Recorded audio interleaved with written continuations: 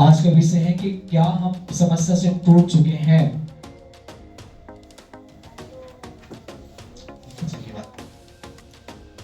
तो इस बात के लिए हम याद आज का विषय पर ध्यान है, क्या हमारे जीवन में कई बार हम अपने जीवन को देख पाते हैं, दुख आते हैं, मुसीबत आते हैं, समस्याएं होती हैं, तकलीफें बढ़ जाती हैं और मनुष्य क्या करते हैं, टूट जाते हैं।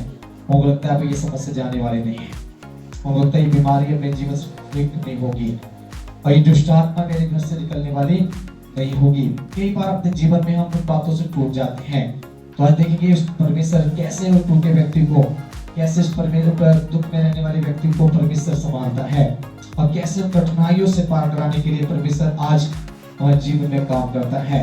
उन बातों से विचार करेंगे। तो निकालेंगे वे सारे बच्चों को भविष्य की पुस्तक उसका 20 अध्याय और उसकी पहली आयत को पढ़ेंगे। जल्दी से आप लोग निकालेंगे, हम जल्दी से पढ़कर आगे चलना चाहेंगे ताकि खुदा से करने वाले जी।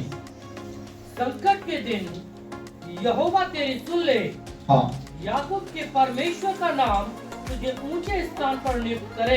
बस यहाँ एक बात को देखने के लिए प्रिय लोगों मैं आप सीख पाएंगे। और उसका पहली आयत जब पढ़ रहे इसमें लिखा हुआ है डायरी खुलकर, संकट के दिन यहोवा तेरी सुन ले और याकूब का परमेश्वर का नाम तुझे ऊंचे स्थान पर नियुक्त करे।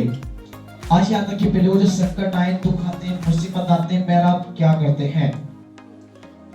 एक मनुष्य होने के कारण अपने जीवन में इस बात को याद है, जब समझ कर मैं बीमार हो जाऊं, जैसे मैंने आपको अपने जीवन में एक बात आज के लिए बताया कि मैं 25 जनवरी से बहुत बीमार था, मैंने आपको बताया। तो इस बीमारी में मैंने क्या किया कि हम जब बीमार होते हैं तब ये परेशान होते हैं, जब मन उदास हो जाता है, मन टूट जाता है किसी बातों को लेकर, कोई परिवार या हमारे मित्र या हमारे अपने परिजन हमें धोखा देते हैं, जब हमारे लोग हमें छोड़ देते हैं, जब दुख में हमसे लोग नाता तोड़ देते हैं, जब चारों तरफ से रास्ते बंद हो जाते हैं, तब हमें क्या करते हैं। ये बात आज अपने जीवन में हमें समझना है। आज मैं आपको 2 बात बताऊंगा कि मनुष्य अपने जीवन में क्या करते हैं। सबसे पहले मनुष्य यिर्मयाह की पत्री उसका 17 अध्याय उसकी 5 के अनुसार वो करते हैं। वो लिखता है, बाइबल कहते हैं कि श्रापित है वो व्यक्ति जो मनुष्य को भरोसा रखता है। एक दिन अपने मार्ग से फिरकर वो क्या होता है, नष्ट की तरफ चला जाता है। और आज याद रखिए, जब इंसान के पास दुख आ जाए, मसीह में आए, विश्वास किया, जीवन में आपने बोला कि परमेश्वर के वचन में बड़े चमत्कार होते हैं, बड़ा काम होता है, ऐसा होता है, वैसा होता है, लोग बताते हैं। और मसीह में आने के बाद भी मेरे जीवन में कलेश हो जाता है, बीमारियां बढ़ जाती हैं, दुष्ट आत्माएं आ जाती हैं, या घर में संकट बढ़ आ जाता है, बीमारी ऐसी भयंकर रोग आ जाए, तो मेरा आप क्या करते हैं, सबसे पहले आप परमेश्वर को छोड़ने की प्रयास करते हैं। आज के जमाने में दुनिया के लोग जो हैं वो क्या करते हैं, परमेश्वर छोड़ देते हैं, है ना। वो सोचते हैं प्रार्थना नहीं करेंगे, अब क्या फायदा चर्च जाकर, क्या मिला उसमें जाकर, बीमारियां बढ़ गई, दुष्ट आत्मा मेरे घर में परेशान कर रही हैं, संकट और ज्यादा बढ़ रहे हैं, दुख बढ़ गए हैं, कलेश जल्द ज्यादा हो गए हैं, अब मैं क्या करूंगा। फिर लोगों इस बात को याद रखिए, बाइबल इस बात में लिखा हुआ जब पर संकट के दिन यहोवा तेरी क्या करेगा, सुन लेगा। आज भी लोगों आपकी दुनिया में कोई सुनने वाला नहीं है। आप चाहे कितने बीमार हो जाएं, बाइबल में भी लिखा है, दुनिया के लोग भी कहते हैं कि दुख सुख के साथ सब होते हैं, दुख का कोई भी साथी नहीं है।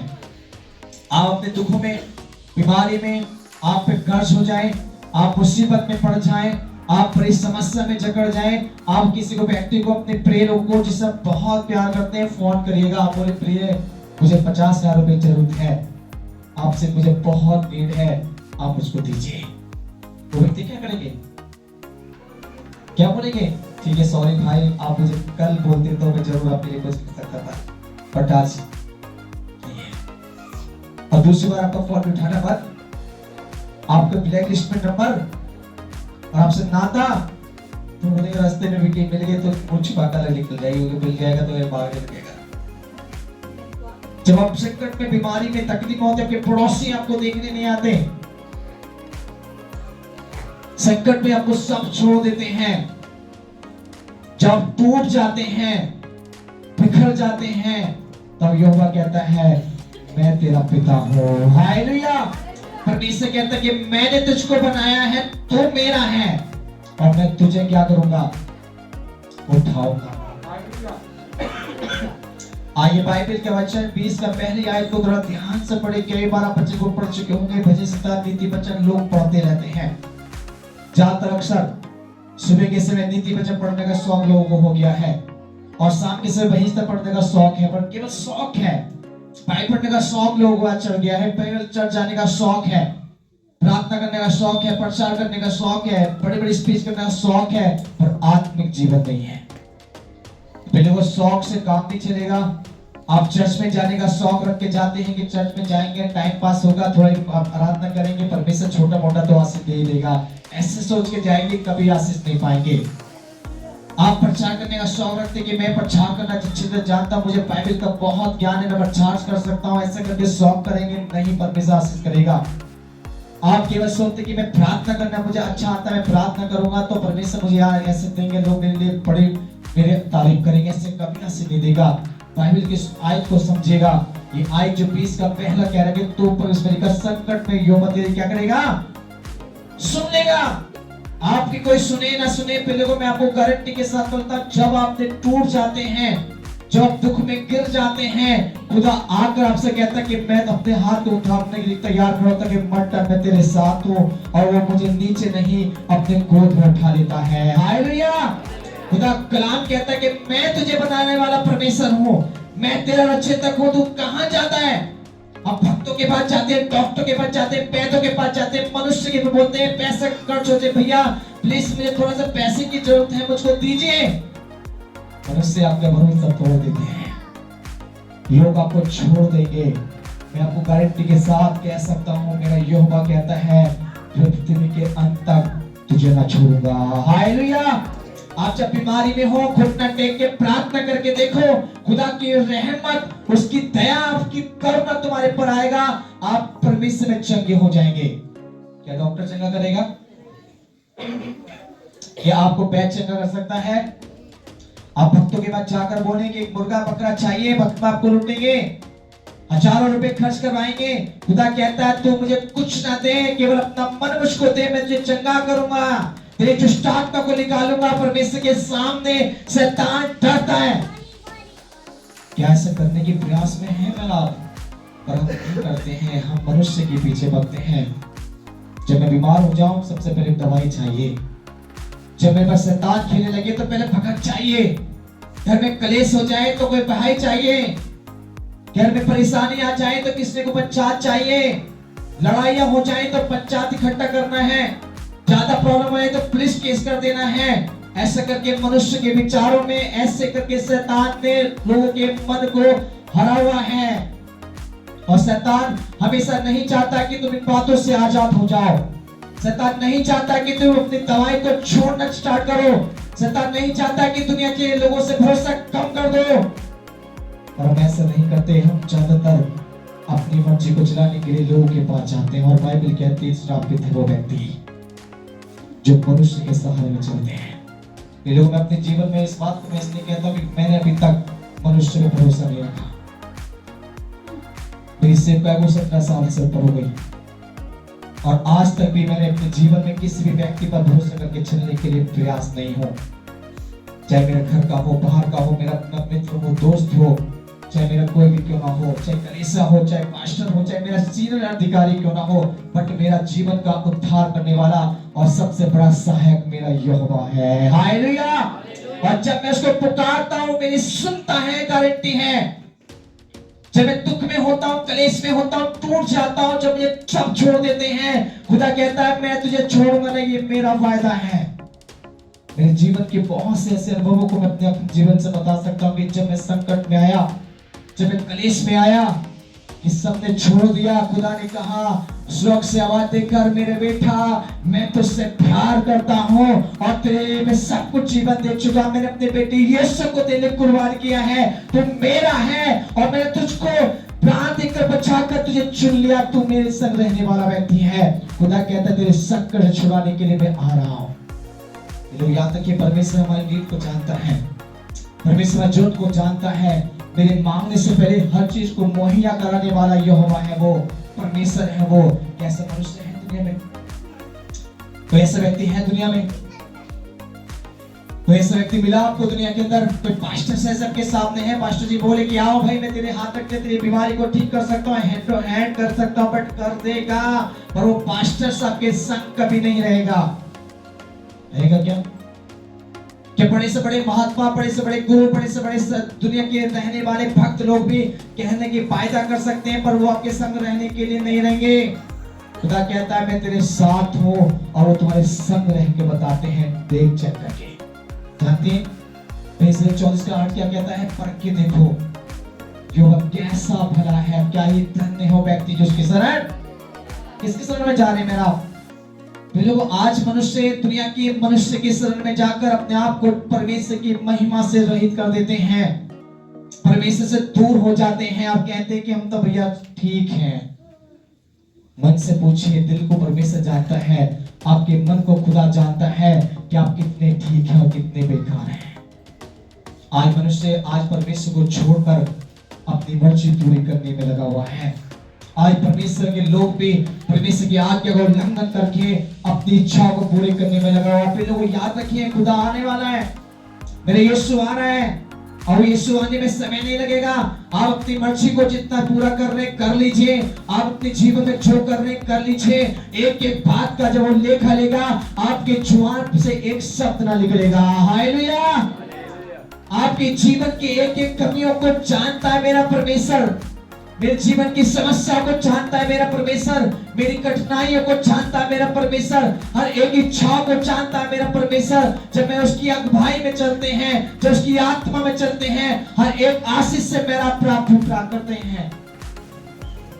लोगों, आशीष पाना आसान नहीं है, चंगाई पाना आसान नहीं है, दुष्ट आत्मा निकलवाना आसान नहीं है। हम सोचते हैं पास्टर जी का हाथ तकवा लेंगे तो शायद मैं ठीक हो जाऊंगी, मैं ठीक हो जाऊंगा, दुष्ट आत्मा निकल जाएगी। पास्टर जी का कदम मेरे घर में रख दे तो मेरा घर उद्धार हो जाएगा। लोगों, ये सब बाइबल कहती है, पर आपका जीवन जैसा होगा, जैसे आपका विश्वास होगा, जैसे आप खुदा को पुकारने वाले होंगे, खुदा वैसे ही काम करेगा। क्या आप अपने मन से खुदा को पुकारते हैं? बाइबल में एक बात बोलता है परमेश्वर, जब यीशु मसीह 5,000 लोग खाना खिला के गए, बहुत सारी भीड़ थी उसके पीछे, और वो यीशु मसीह के दूसरे दिन उस स्थान पर वो भीड़ पहुंच जाती है, और दूसरे दिन ढूंढते यीशु को ढूंढती है, और यीशु मसीह को मिलता नहीं है। और जब यीशु मसीह को मिलता है, और वो क्या कहते हैं? अरे प्रभु, हम तो आपको ढूंढते ढूंढते थक गए। यीशु मसीह बोलता है, क्यों ढूंढ रहे थे मेरे को? तुम मुझे नहीं ढूंढते हो, तुम तो उस रोटी को ढूंढते हो जो मैंने तुम्हें खिलाई थी। हालेलुया। आज यीशु को ढूंढने लिए नहीं आते लोग, परमेश्वर के लोग आज चर्च के अंदर, आज चर्च में आने वाले लोग परमेश्वर को देखने आराधना करने नहीं आते। आज परमेश्वर के लिए क्या करने आते हैं? आज परमेश्वर की बोलते आशीष को पाएंगे, चाहेंगे परमेश्वर से बोले चंगाई मिल जाए, चाहेंगे परमेश्वर से ये मिल जाए, परमेश्वर मुझे वो मिल जाए। परमेश्वर कहता है, बेटा एक भी ना दूंगा मैं, जब तक तेरा मन मेरी ओर ना होगा, जब तक तू विश्वास में ना बढ़ेगा, जब तक तू घुटना टेक कर मुझसे ना कहेगा, जब तक तू अपने जीवन को सौंपेगा नहीं, एक भी आशीष तुझको ना दूंगा। जीवन बदलिए, धर्म नहीं। आज लोग बोलते हैं चर्च में जाने से मन नहीं बदलता, धर्म बदल जाता है, जाति बदल जाती है। लोग मैं आपको बोलूं, कुछ नहीं बदलना, 1% भी नहीं बदलना। आप अपना मन बदल के फुटे चूल्हे में खुद में टेक दो, खुदा आपको बदल देगा। हालेलुया। आपकी परिस्थिति को बदल देगा, आपके हालात को बदल देगा, आपके घर की एक एक चीजों को बदल देगा। आप सपने में भी नहीं सोच पाएंगे कि ऐसा हुआ कैसे। बाइबल का जहां मैं रखता हूं तुम देखते नहीं हो, और जहां मैं रखता नहीं हूं वहां तुम देखते हो। खुदा कहता है, जहां मैं रखता हूं तुम्हें देखना नहीं आता, और जहां मैं नहीं रखता तुम वहां ढूंढने जाते हो। खुदा वहां नहीं मिलेगा। खुदा पहाड़ों पे नहीं है, खुदा बड़ी सभा में नहीं है, खुदा किसी पास्टर के हाथ में नहीं है, खुदा किसी चर्च में नहीं है, खुदा किसी व्यक्ति के जीवन में नहीं है। खुदा कहता है, मैं तेरे विश्वास के द्वारा मैं तेरे दिल में हूं। वो कहता, तुझे बनाने वाला परमेश्वर मैं हूं, और मेरी आत्मा तुम्हारे अंदर वास करती है, और जब उस आत्मा को परख लीजिएगा, आत्मा से चलिएगा, आप छुटकारा पाएंगे। आदमी लोग झगड़े हुए, अपने जीवन को जाकर चेक करके देखिए कि मैं आज परमेश्वर आजाद हूं क्या? आज मैं आज परमेश्वर में बन चुका हूं क्या? आज परमेश्वर का कृपा मेरे पर बनी हुई है क्या? आप समझते होंगे शायद मेरे पे पैसा है, दौलत है, घर है, मकान है, बच्चे हैं, सब है, मुझे किसी बात की कमी नहीं है। फिर वो ये सब बैठे हैं। सौदेशी की पत्र को पढ़ोगे पर मिलेगा सब कुछ बैठे हैं। एक भी चीज परमेश्वर के लिए, ये दुनिया की वस्तुएं परमेश्वर के लायक नहीं है। सोते घर, मकान, दौलत, शौक मेरी बहुत बड़ी बात है।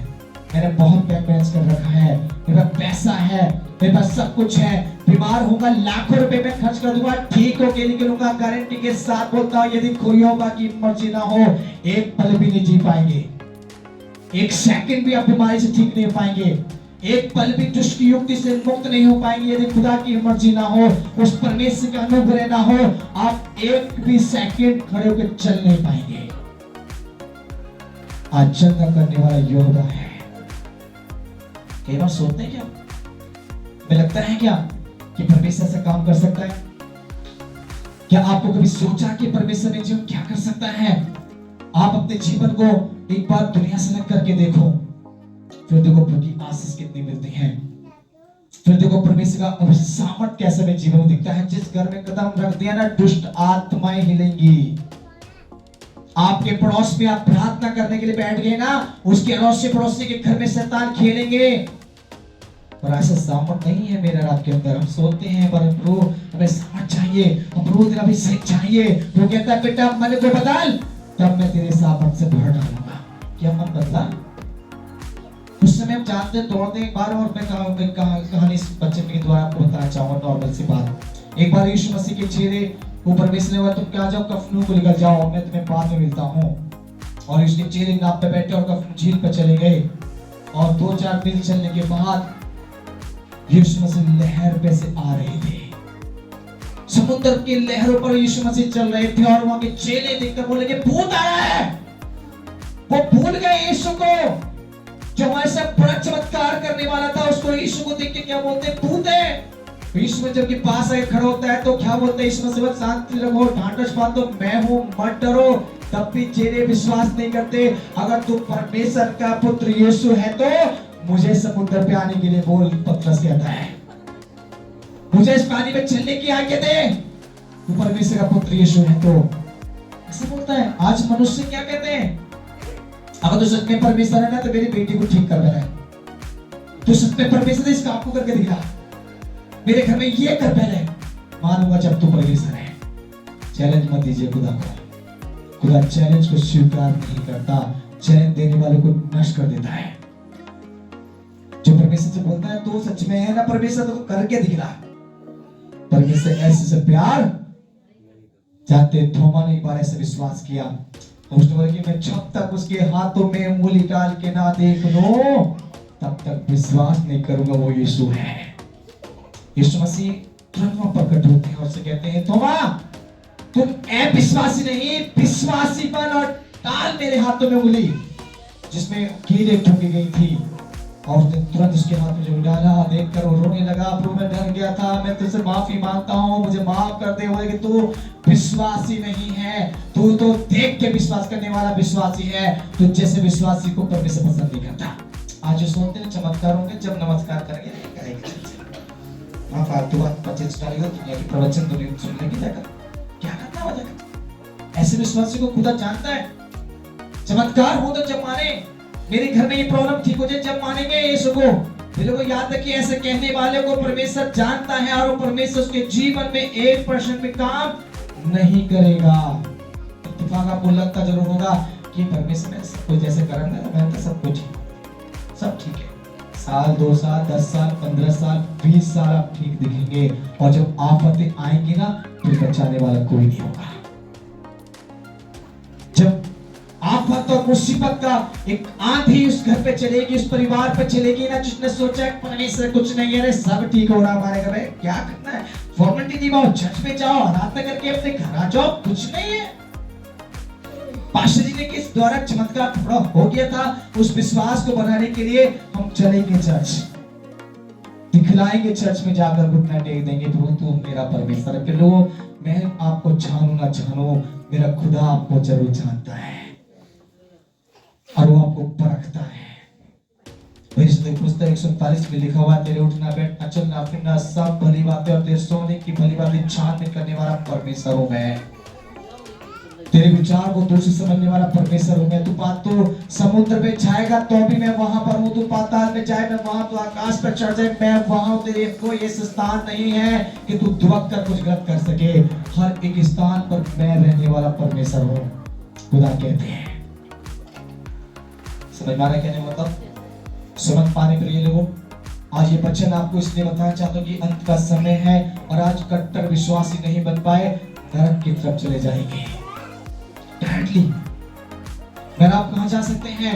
अगर मेरा विश्वास परमेश्वर के वचनों पर, परमेश्वर की ओर अपना निर्भय नहीं कर पाए, हम कहां जाएंगे? फिर सीधा उस आग की झील में डाल दिया जाएगा। भी लग रहा है कुछ नहीं है, कौन नरक कौन स्वर्ग, किसने बताया, किसने बोला, ये सब बात बेकार है, सब यही है भैया।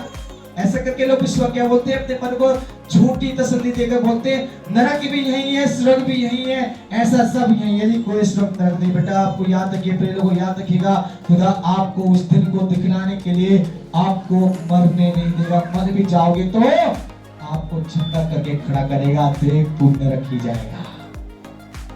पाप करने वाले व्यक्ति, प्रभु की आज्ञा के उल्लंघन करने वाले व्यक्ति, प्रभु की मर्जी पर नहीं चलने वाले व्यक्ति, अपनी मर्जी इच्छा पूरा करने वाले व्यक्ति, अपनी इच्छा को लिए परमेश्वर के वचन को छोड़ने वाले व्यक्ति, सब झूठे, डींगमार, व्यभिचारी, लोभी, मतवालेपन वाले, सब के सब का भाग नरक में मिलेगा।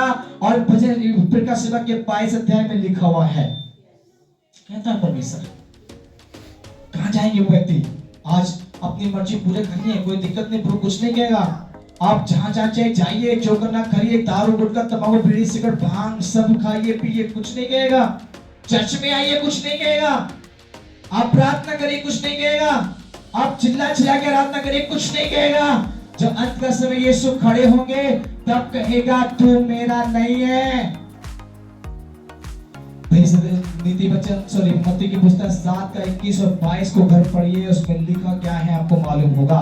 कहते हैं हे प्रभु कहने वाला स्वर्ग में नहीं जाएगा, अर्थात वो जो मेरे पिता की इच्छा पर चलता। बहुत लोग कहेंगे, बहुत से पास्टर आके कहेंगे, बहुत से लीडर आके कहेंगे, बहुत से विश्वासी आके कहेंगे प्रभु मैंने तेरे नाम से बड़े बड़े काम किए, भविष्यवाणियां की, सामर्थ का काम किया, मैंने एक भी काम तुझसे अलग नहीं किए। यीशु क्या कहता है वहां पर? तो देखो करने वालों, मेरे सामने से भाग जाओ, चले जाओ, मैं तुम्हें जानता भी नहीं हूं। ऐसा बोल दिया, जानता भी नहीं हूं। अब बोलिए प्रिय लोगों, बड़े बड़े चमत्कार करने वाले पास्टरों का भाग, दुष्टात्मा निकालने वाले का भाग, चर्च में आके बड़ी बड़ी गवाही देने वाले का भाग, परमेश्वर के साथ बोलने कि मैं ये करूंगा, मैं वो करूंगा, ऐसा कर दूंगा, वैसा कर दूंगा। क्यों परमेश्वर मना कर रहा है? ये पुस्तक 20 का 1 को पूरा नहीं करते। वो परमेश्वर पुकारते तो है पर मन से नहीं। संकट में जब पड़ जाए, बीमारी में जब पड़ जाए तो परमेश्वर का नाम याद आ जाता है मेरे लोगों। और जब सुख में आ जाए, बीमारी ठीक हो जाए तो पास्टर भी, चर्च भी, परमेश्वर भी सब भूल जाते हैं। कौन सा पास्टर है, कौन सा चर्च है, कहां जाना, कौन सा टाइम है, मंदिर नहीं पता। चर्च का टाइम भूल जाते हैं, उनको पता नहीं है चर्च का टाइम 10 बजे का आएंगे 12 बजे। उनको पता नहीं है चर्च में जाने का, प्रार्थना का, मीटिंग सभा मैसेज आ गया फोन पर नहीं करना, भूल जाते हैं। सुख आ गया ना, सब बीमारी चली गई घर से, दुष्टात्मा निकल गई घर से, चिंताएं खत्म हो गई घर से। अब मैं ठीक हूं, अब मुझे जरूरत नहीं है प्रभु की सेवक के लिए, अब जरूरत नहीं परमेश्वर, तो मैं महीने में 1 संडे जाऊंगा, बाकी टाइम नहीं है।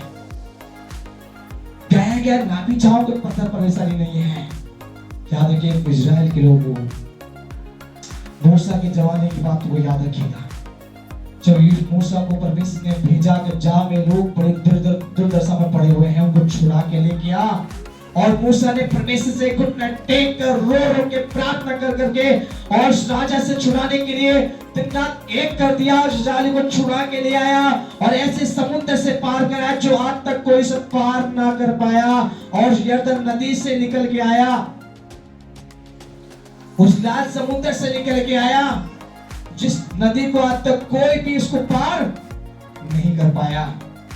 और मूसा के द्वारा परमेश्वर ने एक बड़ा काम किया और सब लोगों को निकाल के वहां से छुड़ाकर फिरौन की गुलामी से, उस राजा की गुलामी से छुड़ाकर आजाद कराया। क्या कह रहे थे वो लोग जब वो आजाद हो गए?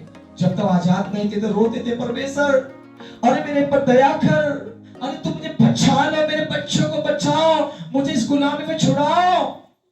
दिन रात एक प्रार्थना में लगे रहते थे, दिन रात प्रार्थना में रहते, रो रो के बोलते थे, परमेश्वर को याद करते थे, बोलते भेज किसी अपने दास को, ऐसा करके रो के प्रार्थना कर भेजते परमेश्वर किसी को भेजते।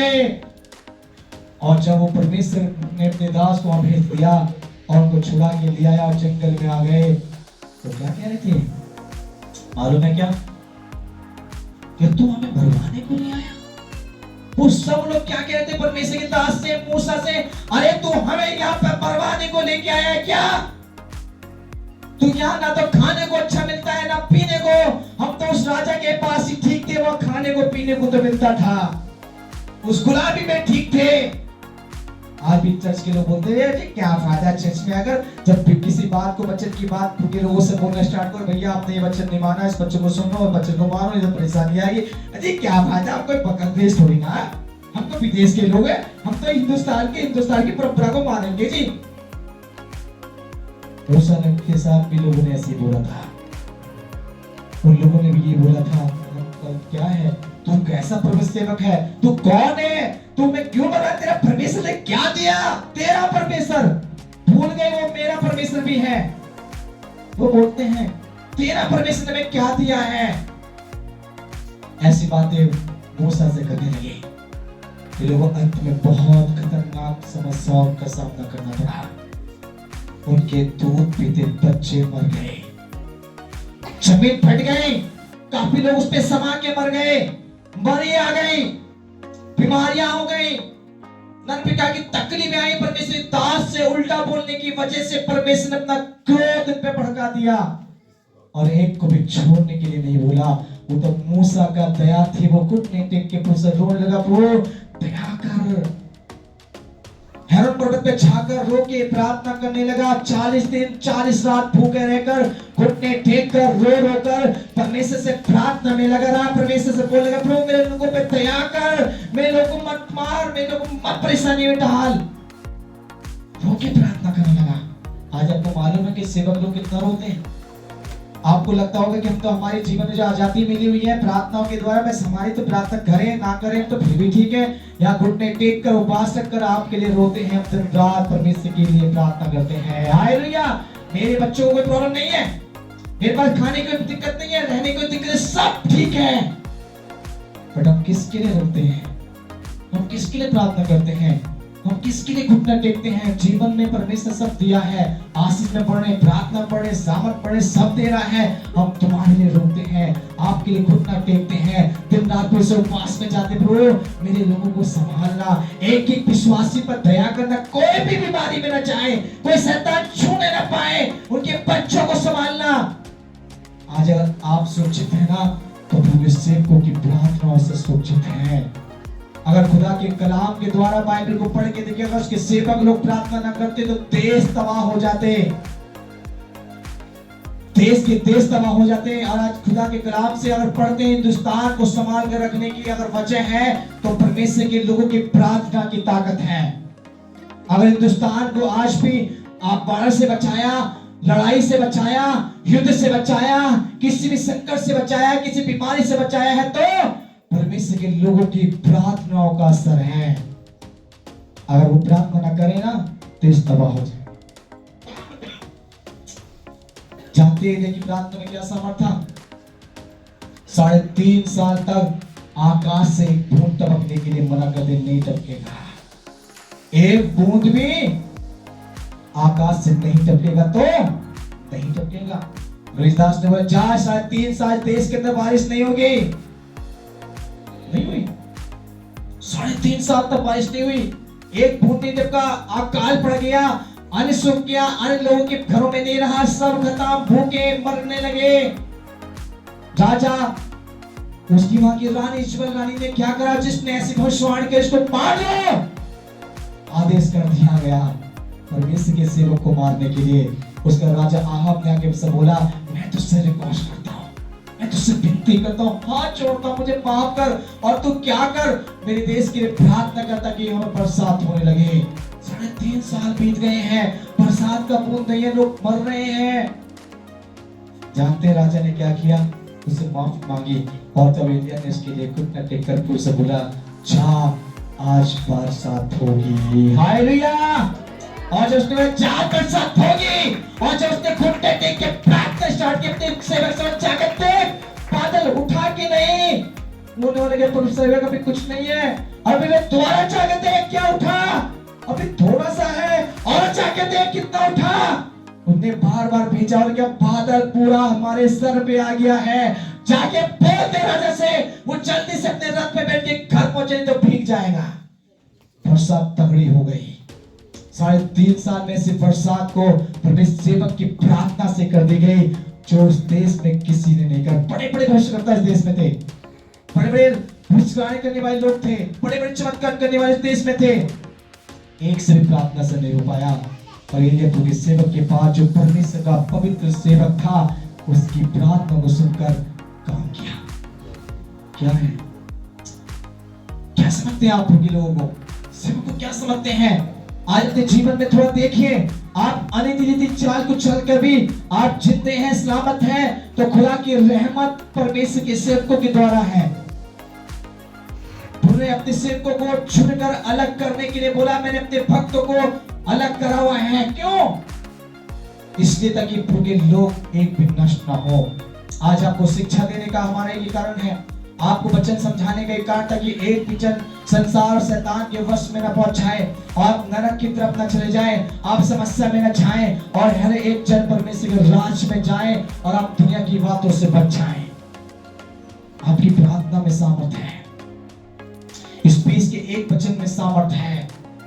इसको ध्यान से पढ़े, संकट में पुकारो वो सुनेगा, और उसका नाम तुम्हें ऊंचे स्थान पर रखेगा। किसका नाम?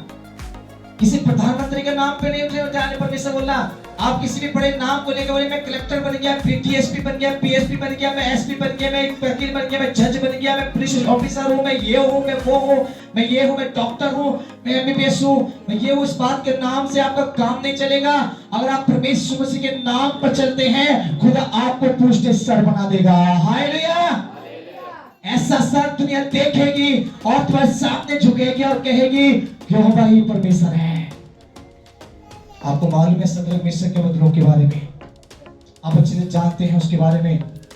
जो उस देश के अंदर उस राजा ने क्या करा, बहुत बड़ी मूर्त को बनाया, पूरे देश के प्राइम मिनिस्टर, मिनिस्टर, प्रधानमंत्री, मुख्यमंत्री, सब बड़े बड़े अधिकारी वहां पर आकर लाखों की तादाद में खड़े थे। क्या हुआ पर? उस राजा ने बोला, जब सारे की बांसुरी और नसीहा का शब्द सुने, सब के सब झुककर इस बनी मूर्त के सामने दंडवत करना, और जो नहीं करेगा तो उसे 7 गुना धरते हुए भट्टे आग के अंदर डाल दिया जाएगा।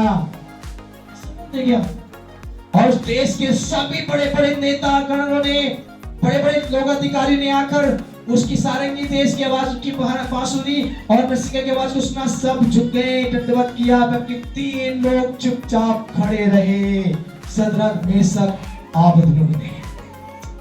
क्यों खड़े रहे लोग? बच्चों से करो, क्यों खड़े रहे? अब सोचिए क्या वो उस देश में रहते हैं, उस देश का नियम मानने के लिए उस राजा की बात को मानना चाहिए था, बट वो नहीं माने। क्यों? वो किसी बुराई देवताओं के सामने, जिसको जानते भी नहीं है, उसके सामने घुटना टेकने के लिए और दंडवत करने के लिए राजा ने बोला। जब उसके सेवकों ने आके बोला, राजा सबने दंडवत किया है, पर तेरे मुख्य सेवक लोगों ने, जिससे तुम ज्यादा प्रेम करता है, सदरक मेशक अबेदनगो ने दंडवत नहीं किया। तुमने बोला कि नहीं इसको बुलाओ, वो भूल गए होंगे, राजा बड़े प्यार से बोलता बुलाओ, भूल गए हैं वो, उनको बुलाया गया। फिर मैं तुम्हें याद दिलाता हूँ, बोलता है कि मैं फिर से तुमसे बोलता हूँ, मैं तुम्हें सारे की बात सुनियो, नरसिंह का जब सब सुनो तो तुम दंडवत कर दो। नहीं तो तुम्हें डाल दिया जाएगा। बोलो क्या बोलते हैं? शब्द क्या बोलते हैं? वो बोलते हैं कि मेरे परमेश्वर स्वर्ग का बनाने वाला परमेश्वर है, जिसने पृथ्वी आकाश को बनाया, जिसने मुझे रचा है, उस पे मुझे बचाने की सामर्थ है। हालेलुया! उस पे बचाने की ताकत है, ये मैं विश्वास करता हूं। तू राजा से मना कर दे, मैं तेरी बनाई हुई मूर्त के सामने दंडवत नहीं करूंगा, तो नहीं करेंगे। राजा को क्रोध आया, डाल दो इनको उस आग के अंदर। और तीनों को उठा के जब डालने के लिए गए, डालने वाले जल गए। जो सैनिक लोग उठा के डाल रहे थे वो जल गए। और वो तीनों लोग क्या कर रहे थे? आग में ऐसे घूम रहे जैसे बड़े पार्क में घूम रहे, बड़ी आसानी से घूम रहे थे। उनके पैर के मोचे तक भी ना जले। बाइबल कहती है, सत्य घटना है, झूठ नहीं। पैर के मोचे तक नहीं जले, ऐसे घूम रहे तीन के साथ। जब देखते चौथा वहां पर आ गया, वो कौन था? वो मेरा बनाने वाला परमेश्वर सृष्टिकर्ता उस स्थान पर पहुंच जाता कि वो कहता, मत डाल, मैं तेरे साथ हूं। और 41 अध्याय के अंदर ऐसा कहता है, तू पानी में होकर जाएगा, मैं तुझे डुबा नहीं पाएगी। तू आग में हो जाएगा, तुझे जला नहीं पाएगी, क्योंकि मैं तेरे संग रहने वाला परमेश्वर हूं। वहां शद्रक मेशक के साथ में वहां परमेश्वर आ गया और राजा से बोलते, राजा साहब, हमने इसमें 3 व्यक्ति को डाला, ये चौथा यहाँ पे कौन है? राजा चौंक गया, अरे इनके बाल बाका नहीं हो, ऐसे घूम रहे जैसे किसी बच्चे पार्क में घूम रहे हैं। राजा ने बोला, इनको निकालो। उस शद्रक मेशक से विनती किया, तुम बाहर आ जाओ मेरे। उससे बोला, फिर एक अनाउंसमेंट कर दिया गया, जो भी शद्रक मेशक अबेदनगो के परमेश्वर की उपासना ना करे, जो उसकी बात को ना माने, वो सबको क्या कर दिया जाएगा? कोलू में उसके परिवार समेत उसको क्या कर दिया जाएगा? मार डाला जाएगा। वहां सब लोगों ने, जितने बड़े से बड़े अधिकारी थे, बड़े से बड़े राजा थे, सबने परमेश्वर के नाम पे दंडवत किया और वो तीनों जयवंत हो गए। हालेलुया! क्या है, हम ड्यूटी पर जाते, कोई बोलते कहां जाओ? चर्च नहीं, ड्यूटी वाले को क्या बोलते हैं? हम जो जॉब करने वाले गवर्नमेंट या प्राइवेट जहां भी जॉब करते हैं, या तो हमारे पड़ोसी कहीं हमारे नए परिवार से मिलते हैं, हम संडे के लिए कोई प्रार्थना की बात आए, छोड़ दी ड्यूटी जा जाता है, अब जो पर चर्च ना जाके कोई पूछ बैठे तो आप कहां जाते हैं संडे में? आपकी फोटो किस तरह तैयार यीशु क्या होते हैं? अरे नहीं वो तो वैसे ही था, मुझे नहीं पता, वो पड़ोसी लोग ऐसे। कई परिवारों को मैं जानता हूं अपनी गली से चर्च में आने के लिए क्या बोलते हो? हम बाजार जा रहे हैं, हम मार्केट जा रहे हैं, अभी आ जाएंगे 1 घंटे में 2 घंटे में लौट कर। कई ऐसे परिवारों को सुनने को मिलता, कई बार अपनी ड्यूटी पर जाकर लोगों से हिम्मत नहीं होती कि मैं चर्च में जाने वाला व्यक्ति हूं, पाठ परमेश्वर का जन हूं मैं। लोगों में आपको बताऊं, जब तक आप अपने परमेश्वर के नाम को लेने में शर्माते और बोलने में डरते हैं, खुदा भी इस वक्त में आपके नाम को लेते में आपको शर्माएगा। लोग याद रखें, ड्यूटी, नौकरी, दुनिया के कोई काम परमेश्वर से बड़ा नहीं है। बाइबल में लिखा हुआ है, जब मां के पेट में गर्भ में बच्चा होता है, जो वो पैदा होता है, उसकी मां के स्तन में दूध आ जाता है। कौन देता है? मनुष्य देता है क्या? वो दूध को स्तन में कौन देता है? जंगल में पेड़ पक्षियों को, जानवर को खाना कौन खिलाता है? क्या मेहराब खिलाना जाते हैं? बाइबल लिखा है, तुम चिंता करके ये मत सोचो कहां खाएंगे, नौकरी छूट जाएगी तो मैं बच्चे भूखे मर जाएंगे। पास में हम चर्च बताएंगे तो फिर नौकरी से निकाल देंगे, वो भगा देंगे उनको निकाल कर। ये बंदे फिर ये डर पैदा होता है। डर को जब तक खत्म ना करोगे, खुदा की आशीष अपने जीवन में नहीं देख पाओगे। हालेलुया! जब तक उनके वचन को अपने जीवन में नहीं आने दोगे, सामर्थ से भर नहीं पाओगे। खुल के कहो मैं मसीह हूं, खुल के कहो मैं परमेश्वर का जन हूं। आप पूरे प्लेन्स डिस्ट्रिक्ट के अंदर जाकर पूछिए, जितने भी हॉस्पिटल सबको जाकर कौन आप ठेकेदार अशोक नहीं, पास्टर जी के नाम से जानते लोग मुझे, इसलिए बोलते पास्टर जी। कौन पास्टर? को पता है, चर्च का पास्टर। प्लेन्स का ऐसा कोई हॉस्पिटल नहीं होगा जो मेरे नाम पास्टर के नाम ना जानता हो। और काफी डॉक्टर, कभी 50 से 25, 30, 35 डॉक्टर्स को मैं डेली वचन भेजता हूँ। काफी फोन करते थे मुझे, फोन करो, मैसेज मिल के जो जय किसी और देवताओं के नाम को जय करके बोलते थे, बट मैं जय मसीह लिख के बोलता था। और आज भी जय मसीह बोलता हूँ। जब मुझे मिल जाते हैं पास्टर जी जय मसीह की, मुझे ऐसा लगता है क्यों? अगर मैं बोलता नहीं सर, मैं तो सर मेरे परिवार के लोग जाते हैं, मैं तो जाते नहीं, मेरी बात नहीं, मैं तो उसको मानता हूँ। तो बोलते मुझे दबाते, अरे चल संडे में हमारे यहाँ क्या ना, एक का फोन नहीं आ सकता संडे के अंदर आएगा, मालूम है चर्च में होगा 2 बजे के बाद फ्री होता है, जब भी फोन करेंगे, मालूम है ड्यूटी पहले नहीं है। जब विश्वासी था संडे की छुट्टी की वजह से काफी काम छोड़ दिया। संडे में चर्च जाता हूँ, मेरे डैडी खुल के बोलता था अपने स्टाफ में जो जहाँ भी काम पे जाता, मैं ड्यूटी करता हूँ, संडे में छुट्टी जाऊंगा चर्च में, नहीं रखना रखो, नहीं तो नौकरी अपने पास रखो, नहीं चाहिए तुम्हारी नौकरी। गवर्नमेंट जॉब छोड़ी इसी वजह से छोड़ी, नहीं चाहिए नौकरी मेरे को, परमेश्वर की सेवा, परमेश्वर चाहिए मेरे को। परमेश्वर वो दे सकता है जो दुनिया के लोग नहीं दे सकते। आपको वो पोस्ट मिलेगी, वो नाम मिलेगा जो दुनिया के लोग नहीं दे सकते। आप अपनी बेटा तो बन के देखिए, अपनी बेटी बन के तो देखिए, खुदा आपको पूछ नहीं सर बना देगा। अभी तक बेटा बेटी नहीं बन पाए हम लोग। बेटा बेटी का मतलब जानते क्या है? आज्ञाकारिता है। बेटा बनना उसकी आज्ञाकारिता, बेटी बनना उसकी आज्ञाकारिता। और आज्ञाकारिता में केवल ये नहीं कि चर्च जाओ बाकी काम छोड़ दो। संडे के दिन बस ध्यान रखो, सब महीने में 2 या 3 संडे अटेंड करो, बाकी जाओ ना जाओ चलेगा। प्रार्थना थोड़ी सी 10 मिनट 15 मिनट कर लो, काफी है। आधे घंटे प्रार्थना करो, काफी है। 10 मास पूरा न दो करेगा, 10,000 की तनख्वाह में 100-200 डाल दो चलेगा। 40,000 की तनख्वाह है 500 रुपए डाल दो चलेगा। ये सोचकर हम परमेश्वर को टाल देते हैं। खुदा की जब मर्जी आप पूरी नहीं करते हैं, खुदा जो अपने क्रोध को भड़काता है, आपकी 40,000 की तनख्वाह में 2 लाख खर्च कर देता है। हालेलुया। जब आपको आईसीयू में डालेगा, जब हॉस्पिटल में एडमिट होंगे, आपके 40,000 नहीं कितने लाख खर्च होंगे पता नहीं पड़ेगा। जब आप ड्यूटी की बात करते हैं, जब आपको किसी छोटी सी बात पे सस्पेंड किया जाएगा, जब भी आपको याद आएगा कि मेरे यहोवा की मर्जी नहीं है आज। एक व्यक्ति है पुलिस फोर्स में मेरे संग नोएडा में, वो भी जुड़ा है। जानते हैं उसने संडे के लिए बोला, सर मैं चर्च जाऊंगा। अपने अधिकारी से बोलता है कि तुम चर्च चल लगे, तू तो यार जाट फैमिली से, तू चर्च कब से चल लगा? कि मैं जाता हूँ, मैं पहले से बहुत दिन से मानता हूँ चर्च। अगर आज ड्यूटी नहीं आया तो सोचते थे कि कोई सस्पेंड कर देंगे, कोई नहीं सस्पेंड कर चलेगा। डैडी वो सस्पेंड को चलेगा, मुझे चर्च में जाने नहीं छोड़ना। वो सस्पेंड हो चुका है और चर्च नहीं छोड़ा है। हालेलुया।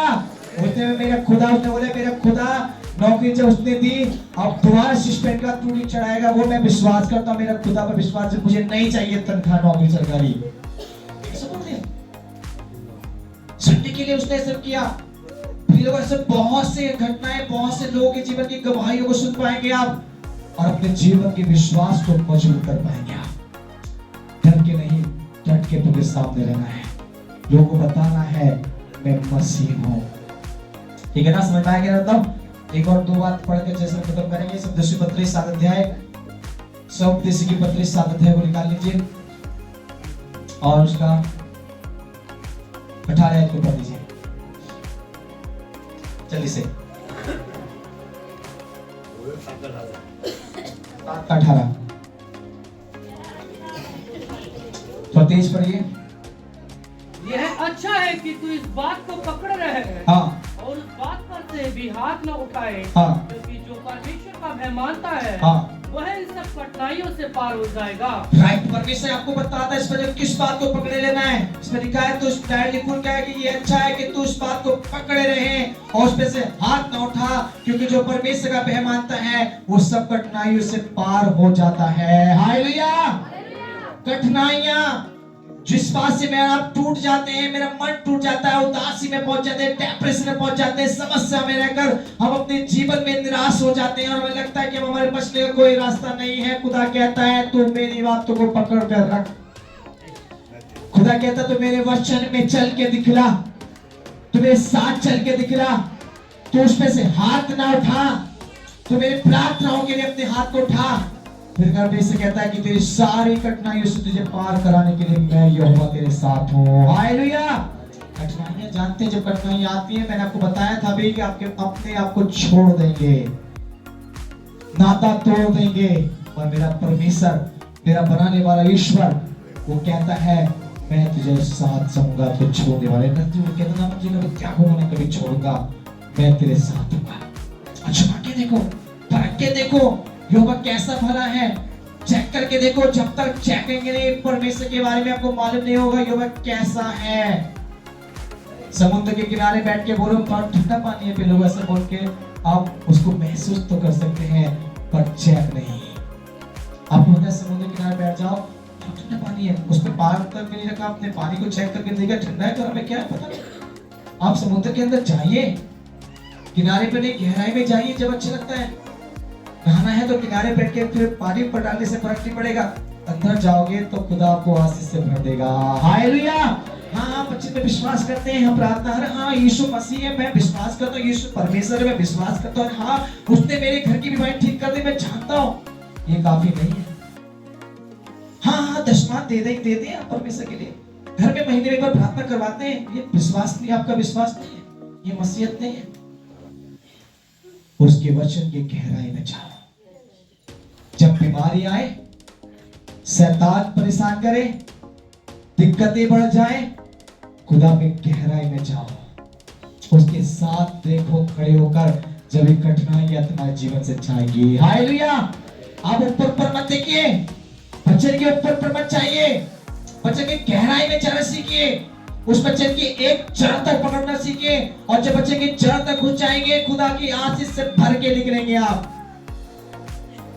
किनारे पे खड़े होकर किनारे हैं तो क्या होगा, तो किसी ने का सहारा लेना पड़ेगा, तो कटोरे का मग्गे का सहारा लेके नहाएंगे आप, ऐसे ही होगा ना। आप समुद्र के किनारे बैठे हैं और वहां पैर लटका कर आप बैठ जाए और वहां पैर लटका कर बोले कि तुम्हें नहाने का सहारा चाहिए, कटोरे का, डिब्बे का, किसी बाल्टी का, और गहराई में जाएंगे, सहारे की जरूरत नहीं पड़ेगी। गहराई में जाओ, डुबकी लगाओ, पूरे नहा के आओ। हालेलुया। वचन के पढ़ने से काम नहीं चलता, वचन के सुनने से काम नहीं चलता, परमेश्वर के हाथ में दास के हाथ में से काम नहीं चलता, घर में मीटिंग करवाने से काम नहीं चलता, वचन के अनुसार चलने से काम चलता है। गहराई में जाके देखो, पता पड़ता है वचन क्या है। सुनते हैं, महीनों से सुनता रहे, सालों से सुनता रहे हैं, पढ़ते आ रहे हैं, क्या माना, वचन में चलते हैं। प्रकाशित के एक दिन क्या कहता है, धन्य है भविष्यवाणी की पुस्तक के वचन को सुनने वाला, चलने वचन को पढ़ने वाला, प्लस में लिखा है चलने वाला, कि उस समय क्या है, निकट है। चलना जरूरी है। सुनने को दुनिया सुनती है, पढ़ने को दुनिया बाइबल पढ़ती है, पर आप वचन पे चल के देखिए, गहराई में जाके देखिए, आशीष से परिपूर्ण ना हो तो कह देना पास्टर जी से आकर। हालेलुया। आपके घर की जरूरतें, आपके घर की कठिनाइयां दूर ना हो जाए, जरूरतें पूरी ना हो जाए, तो कहना पास्टर जी से आकर कि मेरे घर में कुछ नहीं हुआ। आपने पूरे विश्वास के साथ, पूरे मन के साथ परमेश्वर की हजूरी में रहकर उसकी वचन पे चल के देखिए, खुदा आशीष पे आशीष पे आशीष देंगे और आप संभाल भी नहीं पाएंगे। जानते एक बार क्या हुआ, जब पतरस और अंद्रयास ये दोनों मछली पकड़ रहे थे और बहुत देर हो गई, पूरी रात मछली के लिए जाल डाल दे, एक भी मछली नहीं पकड़ पाए और डर बिल्कुल थक गए, निराश हो गए और वो किनारे पे आकर बैठ गए। सुबह के समय यीशु मसीह वहां पर आते हैं और बहुत सी भीड़ों को वचन सुनाते हुए समय, और उस पतरस की नाव पर चढ़ जाते हैं और बोलते हैं थोड़ा सा गहराई में लेके चलो, थोड़ा किनारे से अलग कर लो। उन्हें जब किनारे से अलग किया, वचन सुनाते वो पीछे की तरफ चले गए, बोले और चलो। उन्होंने गहराई में क्या करो, जाल को डालो। बोला प्रभु हमने पूरी रात मेहनत की है, पूरी रात हमने छान मारता, हमारा एक भी मछली नहीं पकड़ा। उसने बोले कि मेरे कहने पे डालो। क्या बोला इसने, मेरे कहने पे डाल। और जब उन्हें गहराई में जाल को फेंका, खुदा के कलाम से आप देख पाएंगे, वचन को सुन पाएंगे, समझ पाएंगे, जाल भर गए, जाल फटने लगे, मछली इतनी सारी आई वो भरने लगे और पूरी नाव भर गई। और अपने साथी को आवाज की, अरे भद्रा, ये अपने लोगों से बुला के बोले आ जाओ, अरे जल्दी से हमारे साथ हेल्प करो, इतनी सारी मछलियां हैं। क्या बोले, किसके कहने पर डाला, ये परमेश्वर के कहने पर, यीशु के कहने पर। हम किसके कहने पर चलते हैं, किसके चलते हैं आप, पास्टर जी के कहने पर, है ना। आज ज्यादा से 90% लोग किसी के चलते हैं, पास्टर के कहने पर। बहुत से पास्टर जी के पीछे चल रहे हैं, पास्टर परमेश्वर नहीं है। मैं आपको हमेशा बोलता हूं, मेरे पीछे भी चलने की जरूरत नहीं है, मैं तो आपका सेवक हूं। सेवक मतलब जानते हैं, आपके लिए प्रभु ने खड़ा गया है। आधी रात को, दिन को, किसी भी समय आप मुझे बोलेंगे, मैं आपकी नौकरी करने के तैयार हूं। खुदा ने मुझे सर्वेंट गॉड में से मेरा एक उसका नौकर हूं, पर उसने मुझे आपके लिए ठहराया है। उसका नौकर हूं मैं, और उसने मुझे आपके लिए बोला है कि ये मेरा तेरे लिए काम है, तू ये काम कर। उस काम पे तैयार हूं। तुम किसकी सुनते हैं? आप अपने उस नौकर की मत सुनिए जो खुदा का नौकर है, परमेश्वर की सुनना स्टार्ट करिए। पास्टर की मत सुनिए, पास्टर की सुनने के लिए आप नष्ट हो जाएंगे। बहुत से लोग जानते हैं बड़े बड़े सभाओं में जाकर सुनते हैं, वहां पर ऑफलाइन ऑनलाइन हम सुन लेंगे, काफी है हमारे लिए। हम टीवी पे चला लेंगे, उसके बच्चों को सुनकर हम पे टाइम पास करेंगे, चलेगा हमारे लिए। लोगों उसके भवन में आकर जो आनंद है वो टीवी का आनंद नहीं है। हालेलुया, वो ऑनलाइन आनंद नहीं है। फिर लोगों वो परमेश्वर के लिए ऑफलाइन और परमेश्वर के भवन के अंदर सामर्थ है, वो ऑनलाइन या बड़ी सभाओं में नहीं मिलेगी आपको आनंद। याद रखिए, यीशु के कहने पर जाल फटने लगे, और जब यीशु के कहने पर चलोगे आशीष से भरने लगोगे आप भी। हालेलुया, आपके घर में ऐसी आशीष मिलेंगे, आप अपने घर में संभाल नहीं पाएंगे, कहेंगे प्रभु मैं क्या करूं। और याद रखिएगा, जब आशीष मिले तो वो तुम्हारे लिए भी नहीं है, औरों के लिए भी है। और जब उनके पास जाल भर गए तो उन्होंने अपने लोगों को बुलाया, और बहुत से लोग उसके बाद नाम लेके आ गए। हम क्या करते हैं, जब तो आशीष नहीं मिलती, पास्टर पहले प्रार्थना करना, परमेश्वर की अच्छी जॉब मुझको दे। प्रार्थना करना, परमेश्वर मेरा काम बताओ, एक काम बन जाए। प्रार्थना करना, मेरा इतना पैसा फंसा हुआ है, इतना पैसा मिल जाए। प्रार्थना करना, पास्टर जी मेरे बच्चे बीमार है, मैंने बोल रखा है मैं ये करूंगा परमेश्वर के लिए, ऐसे करना।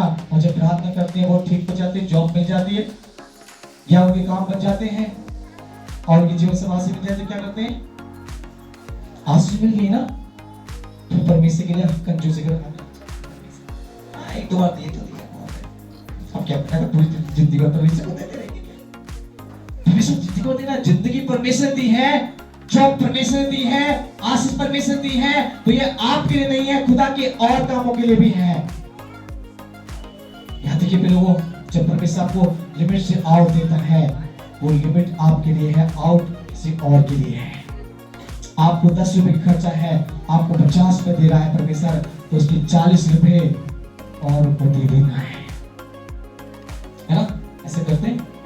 3 हफ्ते पहले मैंने बच्चे सुनाया था आप लोगों को, मालूम हो तो सबसे बड़ा पाप क्या है? एक पाप क्या बताया था ना मैंने आपको, पाप है जो जिसके पास है और वो मदद नहीं करता है, तो वो पापी है। अगर समझ कर मुझे परमेश्वर ने करोड़पति बना दिया और मेरे पास पैसे का अभाव नहीं है, और कलीसिया बहुत से लोग ऐसे परेशान थे, दिन भर मैच हो रहा है, क्या भैया आओ मुझे सुनो जाओ, पर मेरा काम ये कर खत्म, ये खत्म नहीं है। अगर प्रभु ने मुझको दिया है तो खुदा ने मुझे अपने कलीसिया के लिए भी बोला कि जा और उनकी मदद कर। कलीसिया के अंदर परमेश्वर किसी व्यक्ति को देता है तो ये मत सोचिए कि मेरे परिवार के लिए क्या, पास नहीं, मैं बैंक बैलेंस करो, मेरी बेटी की शादी करनी है, मुझे बेटे की डॉगी लगानी है, मुझे घर बनाना है, मुझे जमीन खरीदनी है, मुझे वो करना है, मुझे ये करना है, पहले TV LCD bike car motorcycle सब खरीदनी है मुझे पहले, बाद में परमेश्वर को सोचेंगे। खुदा के लिए पहले दीजिए, बाद में सब काम करिए, आशीष से भरे रहेंगे। ऐसा करते हैं। कठिनाई से पार होना है, आसान नहीं है, उसके वचन में जीने के लिए इसमें पकड़े रहना है। एक वचन पढ़कर समाप्त करें, पहला पत्रस उसका 5 अध्याय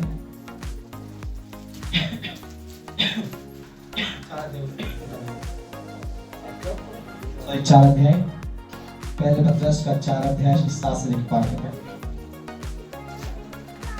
सब बातों का अंत तुरंत होने वाला है, हाँ, इसलिए संयमी होकर प्रार्थना के लिए सचेत रहो। आज याद रखिए, फिर से परमेश्वर आपको याद दिला रहा है कि तुम बातों का अंत क्या होने वाला है, तुरंत। घंटे नहीं लगेंगे, साल नहीं लगेंगे, 2 साल नहीं लगेंगे, 1 सेकंड में तुरंत आप पूरी दुनिया का अंत देख पाएंगे। खुदा कलाम कहता है 4:7 में डायरेक्टली खुल के कहते हैं, इसलिए क्या करना है, पूरी दुनिया से सब बातों का अंत होने वाला है, इसलिए संयमी होकर प्रार्थना में सचेत रहो। कितनी प्रार्थना करते हैं आप लोग? मैंने लास्ट टाइम आप लोग प्रार्थना की बहुत ही अच्छी स्टडी दी है, पूरे 1 महीने की स्टडी आप लोग प्रार्थना की दी थी लास्ट टाइम, इस साल में कितनी प्रार्थना करते हैं, कितना घंटा देते हैं प्रभु को? बाइबल के अनुसार देखिए तो 2 घंटा 40 मिनट की 1 दिन की प्रार्थना आपकी होनी जरूरी अनिवार्य है, बहुत ही इंपॉर्टेंट खास आपकी प्रार्थना होनी चाहिए। 3 टाइम आपको प्रार्थना में देना जरूरी है। क्या देते हैं? क्या प्रार्थना करते हैं ऐसा करके? अगर ऐसी प्रार्थना नहीं कर रहे तो आपके जीवन की आशीष भी रुकी हुई है। कुरिन्थियों के बारे में जानते हैं आप? जो 15 उसमें काम 10 अध्याय में लिखा हुआ है, कुरिन्थियों एक परमेश्वरदार था, बड़ा अधिकारी था, और उसमें लिखा वो अपने परिवार के साथ परमेश्वर का बहुत प्रेम मानता था। वो यहूदियों को दान करता था और 3 टाइम प्रार्थना करता था और परमेश्वर से बहुत डरता था। जानते उसकी जो कितनी आशीष मिली? एक बार वो प्रार्थना करने लगा और प्रार्थना करते समय दोपहर के समय परमेश्वर के दूत उसके पास आए, बोलते, हे कुरिन्थियों, तेरी प्रार्थना तेरे दान परमेश्वर को स्मरण कर रहा है। आए पता क्या करने के लिए? उससे पूछा, एक काम कर, तो पास के गांव में एक व्यक्ति रहता है जिसका नाम पतरस, इसको घर बुला के अपने घर में एक सभा लगवा दे, तुरंत बड़ी सभा लगवा। ऐसे तो उसको बोल दिया। और उसने क्या किया? वो केवल अपने परिवार को लेकर नहीं बैठा, उसने अपने अड़ोसी पड़ोसी दोस्त मित्र मिलने जुलने वाले अधिकारी सबको इकट्ठा कर लिया। और जब पतरस वहां पे आया तो वहां वचन सुना ही रहा था, पवित्र आत्मा का ऐसी एक परमेश्वर का लहर चली, सब आत्मा से भर गए। हालेलुया। और जब आत्मा से भर गए सब पवित्र आत्मा में कूदने लगे, चिल्लाने लगे, और पतरस कहने लगे, ये तो मेरे सामने पहला जन्मा बात है कि अन्य जातियों के जीवन में परमेश्वर की आत्मा काम करता है। बपतिस्मा नहीं लिया था उसने व्यक्ति, और उसका विश्वास, परमेश्वर से डरना और उसको दान करना, निरंतर प्रार्थना में लगे रहना था। ऐसे प्रार्थना करोगे ना, आपके अड़ोसी पड़ोसी विश्वास में आएंगे, आपके मिलने जुलने वाले आपसे कभी भी कतराएंगे नहीं। फिर आपको डर नहीं होगा बोलने से मसीह में होंगे नहीं, फिर आपको डरने की बात नहीं, झूठी पर किसी बात पर, क्योंकि आप आत्मा से भर जाएंगे।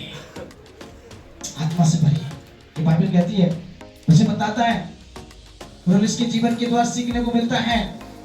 उसके जीवन में इस प्रकार की बातें थी, और यहाँ बताता है पतरस के वचन के द्वारा, पहले हमने 4 का 7 के लोगों सब बात का तुरंत होने वाला, इसलिए संयमी होकर प्रार्थना में लगे रहो, सचेत रहो, निरंतर प्रार्थना करो। आपकी प्रार्थना कमजोर है तो आपके जीवन में सामर्थ कमजोर, और शैतान कभी भी अटैक कर देगा। पर कभी भी शैतान आपके घर में आकर खेलना स्टार्ट करे, सिर पे भी बीमारी लेकर, कर्ज लाकर, परेशानी लाकर, दुष्ट लाकर, परेशानी लाकर, मनमुटाव लाकर, लड़ाइयां, नर प्रकार की तकलीफें, घर की मनमुटावे, माता पिताओं से बैर करना, भाइयों से बैर करना, पड़ोसी से बैर करना, शैतान कभी भी खड़ा कर दे, क्योंकि ये सब शैतान के काम है। इसलिए प्रार्थना में सचेत रहना है। थोड़ा आगे बढ़ जाइए, 8, 9, 10, 11 बात सबसे श्रेष्ठ बात यह है कि एक दूसरे से अधिक प्रेम रखो। परमेश्वर कहता है कठिनाई से पार होना आसान बात नहीं, प्रेम रखना भी जरूरी है। क्या आपस में प्रेम रखने, इसमें लिखा हुआ है समाज में क्या श्रेष्ठ है कि एक दूसरे से क्या रखो, प्रेम रखो, क्योंकि प्रेम अनेक पापों को ढांप देता है। आजकल तो क्या करते हैं, छोटी छोटी गलती कर देना तो पूरी दुनिया में बताना स्टार्ट कर देते हैं, अरे उसकी बात मत कर, अरे वो पास्टर, अरे कलीसिया, अरे वो विश्वासी, अरे वो पड़ोसी, अरे वो मेरे खानदान का वो व्यक्ति, मैं तो उससे जिंदगी में ना बचता रहूं, मर जाऊंगा तो उसकी देहली पर नहीं खड़ा हो सकता। लोग आप जब तक ऐसी नफरतें अपने मन में बना के रखे हैं, खुदा की रहमत आप पर नहीं आएगी, खुदा का अनुग्रह आप पर नहीं होगा, उसके कर्म आपके जीवन में नहीं दिखेंगे। आप सोचते होंगे, अरे मैं क्या हूँ, दूसरे से क्या बताऊँ, तब अपने आप ठीक है हमारा, तो हम तब अपने आप को ठीक रखे, वो पड़ोसी हमारा मरना करते तो। और ये लोगों बाइबल में लिखा, अपने देह से बढ़कर अपने पड़ोसी से प्रेम करो। क्या करते हैं, करके देखिए, यीशु का प्रेम है ये। और डायरेक्टली बोलते प्रेम सब बात में श्रेष्ठ है। आगे बढ़ जैसे बिना कुड़कुड़ाए एक दूसरे का अतिथि सत्कार। आप सबसे पहले इस बात को भी याद रखिए, प्रेम कठिनाइयों को दूर करना, संकट से दूर होना, टूटे मन से उभरना। आपके जीवन में प्रेम होना चाहिए, प्रार्थना होना चाहिए, साथ में अतिथि सत्कार करना सीखो। कैसे करते हैं अतिथि सत्कार? मैं परिवारों में जाता हूँ, बहुत परिवारों में जाता हूँ, मैं गाँव में, शहरों में, नगरों में, जगह जगह जाता हूँ, रिश्तेदार बन के नहीं, पास्टर बन के जाता हूँ ज्यादातर मैं। कैसे करते हैं, बहुत लोगों को तो यही तरीका नहीं पता कि पास्टर जी को चाय कैसे देनी चाहिए, वो तो ये नहीं पता पानी कैसे देना चाहिए, वो तो ये नहीं पता घंटे पास्टर के लिए बैठे हुए, मतलब ही नहीं है। परिवार लोग अपने काम में लगे व्यस्त हैं, पास्टर जी चुपचाप बैठे हैं, काम नहीं जानते पे भाई 3 बात हमारी कहावत में बोल जाती है, आओ बेटो पियो पानी 3 चीज बोल ले जानी, आओ इज्जत दीजिए प्यार से, बहुत ही नम्रता के साथ। जाते हैं झारखंड साइड, फरुखाबाद के साइड जाएंगे, इन साइड में मेरी सेवकाई है। झारखंड में जाओगे, अतिथि के पैर धोते हैं पहले घर में घुसते ही, अपने उत्तम थाली लेकर, जिसमें आटा मारते हैं ना, उस थाली को लाकर, पानी लाकर, पैर धोकर अपने ओढ़ने वाले ओढ़ने से वो लेडीज उसके पैर को पोंछती है। और हम पूछते हैं ऐसे क्यों करा आपने, तो जाते वैसे सर क्यों करा कि सर आप हमारे लिए अतिथि हैं, बहुत ही उत्तम हमारे लिए हमारे गेस्ट हैं, और अपने गेस्ट से हम बहुत आदर करते हैं, ये हमारा प्यार है। फरुखाबाद में जाएंगे, पानी के साथ आपको मिठाई मिलती है, चाय नहीं मिलेगी, बिस्कुट नहीं मिलेगी। स्टार्टिंग घर में घुसते हैं, पहले वो ठंडा पानी पिलाएंगे, फिर आपको लाकर मिठाई खिलाएंगे, उसके बाद चाय नाश्ता जो भी कुछ है बाद में। सोचे से क्यों कारण क्या है, उनसे अतिथि सत्कार सीखने के लिए मैंने सीखा। मैं जब ऐसे लोगों से मिलता तो मुझे परमेश्वर वचन याद है, जो ये लोग सच में मसीह हैं, इनके अंदर परमेश्वर का प्रेम दिखता है।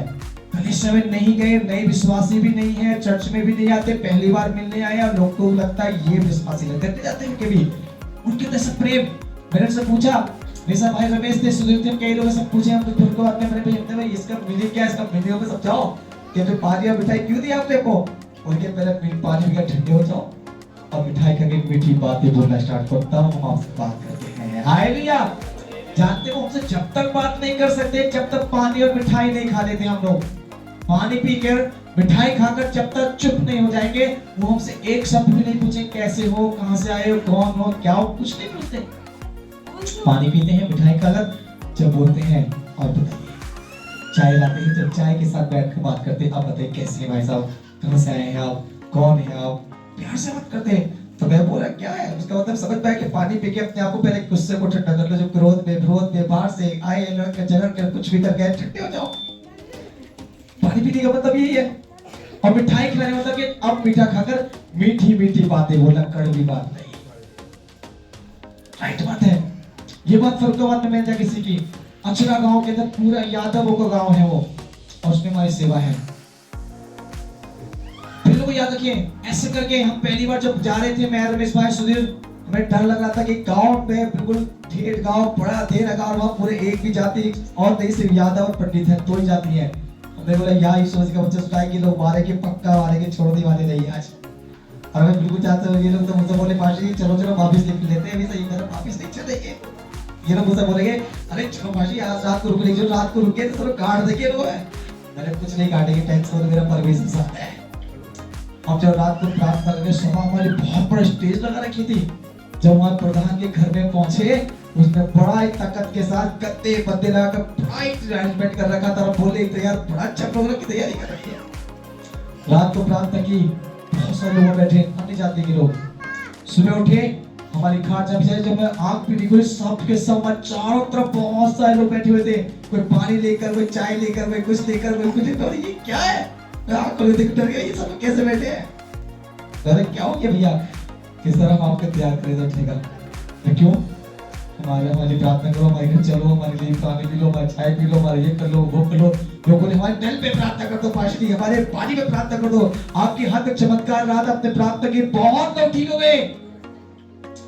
ऐसे करके लोगों को प्यार देखने को मिलता है। अतिथि सत्कार का मतलब है अपने से बढ़कर दूसरों को समझो। आपके घर पे दुश्मन भी आए, बिना पिलाए पानी मत भेजो। आपका दुश्मन भी घर पे भाई नहीं, अपने शत्रु से प्रेम करो। आपके घर में कोई बैरी भी आए, अंदर बुलाओ। अरे हाँ भैया आज ना आए कोई, कल शाम को नहीं है, शाम को चलो, शाम को आ जाइयो। खाना बच्चे की मम्मी ये तो, और मेरे भाई साहब यहाँ ना शाम को आएंगे।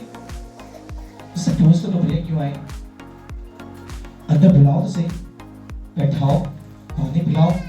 लेडीज ने ऐसे नहीं कि आपको टाइट लगा के बदतमीजी कर देगा, वैसे किसी की हिम्मत नहीं है। आपको परमेश्वर के लोग हैं, बैठक तो बोलो, पानी पीजिए।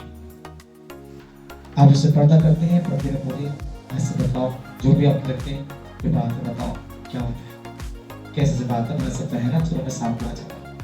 दोबारा उनसे बात करें, ऐसे बोल सकते हैं।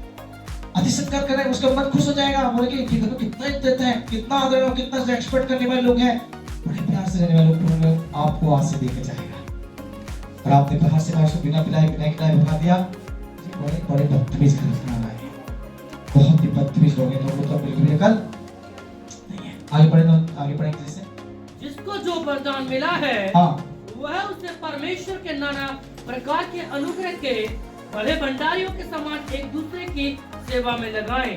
जानते हैं आप, एक भी यहाँ पर ऐसा नहीं जिसको वरदान नहीं मिला है, एक भी भाई एक भी बहन ऐसी नहीं है जिसको वरदान ना मिले। किसी को खाने बनाने का वरदान है, किसी को काम करने का वरदान है, किसी को बोलने का वरदान है, किसी को समझाने का वरदान है, किसी को गाने का वरदान है, किसी को सुनाने का वरदान है, किसी को अलग अलग तरीके से हर चीज का वरदान हम सबको दे रखा है। और जिस प्रकार जिसको वरदान दिया वो नाना प्रकार के कामों में एक दूसरे की क्या करें, सेवा में लग जाएं।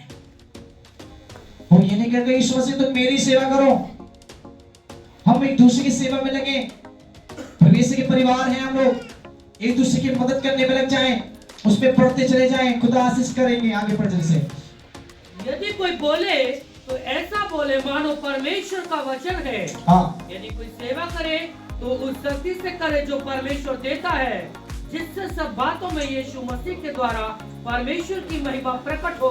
हाँ। महिमा और साम्राज्य युगानुयुग उसी का है। आमीन।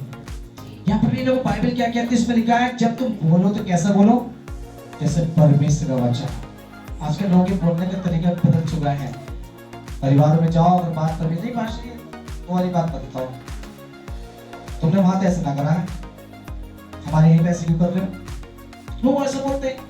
उससे परमेश्वर अगर पाशा तुमने उसके घर में कैसे कर दिया था, पाशा ने वहां तो तुम गए तुमने ऐसा कर दिया, अरे वो वाले भाई किसी तुमने ऐसे नहीं बोला था, आज हमारे से कैसे क्यों बोल रहे हो।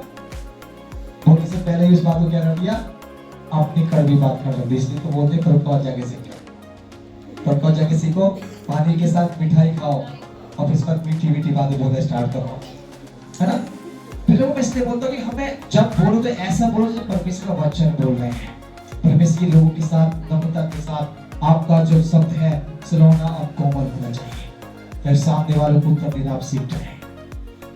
बोलते हैं ना, ये बाइबल लिखा हुआ है जब इब्रानी पत्र पढ़ते हैं कि तुम बुराई को भलाई से जीत लो और तुम भलाई कर क्या करोगे, उसके सिर पे आग का गहरे का एक ढेर लगा दोगे। आपने बोल भी दिया, बुरा भी नहीं माना, आपने वचन के साथ बात की, उसको बुरा भी नहीं लगा, आपने सारी बातें बता दी, सारा कुछ उसको बता दिया, उसको लगा नहीं भाई वचन से बात करा, मैं परमेश्वर के लोग अच्छे बहुत अच्छे हम तो इससे बात करते हैं, ऐसी बात करो क्योंकि ये परमेश्वर वचन कहता है अंत का समय चल रहा है फिर लोगों, और बाइबल में बताती है इस वचन के द्वारा। और ये खुल के बोलती बात में अपने पर क्या है के अंदर कि हम लोग परमेश्वर ऐसे बोलो, परमेश्वर वचन है यदि कोई सेवा करे तो ऐसा करे शक्ति के द्वारा जो परमेश्वर के लिए देता है, जिसमें हम सब बात यीशु मसीह के द्वारा परमेश्वर की महिमा प्रकट हो, और महिमा और युग क्या है, साम्राज्य और युग की है। आमीन।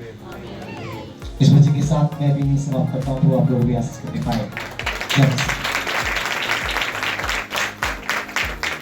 आइए सब लोग जुड़े में जाए।